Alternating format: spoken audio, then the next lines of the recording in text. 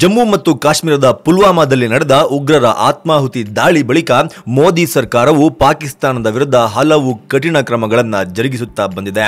ಈಗ ಪಾಕಿಸ್ತಾನವೇ ಬೆಚ್ಚಿ ಬೀಳುವಂತಹ ಪ್ರಯೋಗಕ್ಕೆ ಮೋದಿ ಸರ್ಕಾರ ಮುಂದಾಗಿದೆ. ಪುಲ್ವಾಮಾ ದಾಳಿಗೆ ಸೇಡು ತೀರಿಸಿಕೊಳ್ಳಲು ನದಿ ನೀರು ಹರಿಯುವುದನ್ನು ಬಂದ್ ಮಾಡಲು ಭಾರತ ಸರ್ಕಾರ ಮುಂದಾಗಿದೆ ಎಂದು ಕೇಂದ್ರ ಜಲಸಂಪನ್ಮೂಲ ಸಚಿವ ನಿತಿನ್ ಗಡ್ಕರಿ ದೊಡ್ಡ ಬಾಂಬೊಂದನ್ನು ಸಿಡಿಸಿದ್ದಾರೆ. ಭಾರತದಲ್ಲಿ ಹುಟ್ಟಿ ಪಾಕಿಸ್ತಾನದ ತುಂಬಾ ಹರಿಯುವ ಪ್ರಮುಖ 3 ನದಿಗಳ ನೀರನ್ನ ಬಂದ್ ಮಾಡಿ ಪಾಕಿಸ್ತಾನಕ್ಕೆ ಹರಿಯದಂತೆ ಮಾಡಲು ಚಿಂತನೆಯನ್ನ ನಡೆಸಲಾಗುತ್ತಿದೆ.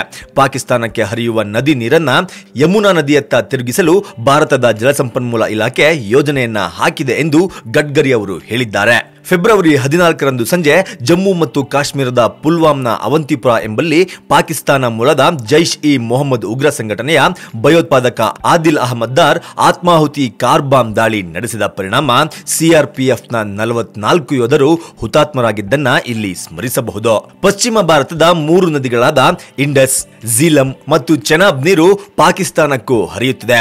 ಈ ನದಿ ನೀರಿನ ನೆರವಿನಿಂದ ಪಾಕಿಸ್ತಾನದ ಕುಡಿಯುವ ನೀರಿನ ದಾಹ ತಗ್ಗುತ್ತಿದೆ. ಒಂದು ವೇಳೆ ಈ ನದಿ ನೀರು ಪೂರೈಕೆ ಸ್ಥಗಿತವಾದರೆ ಪಾಕಿಸ್ತಾನದಲ್ಲಿ ಕುಡಿಯುವ ನೀರಿಗಾಗಿ ಹಾಹಾಕಾರ ಎದುರಾಗಲಿದೆ.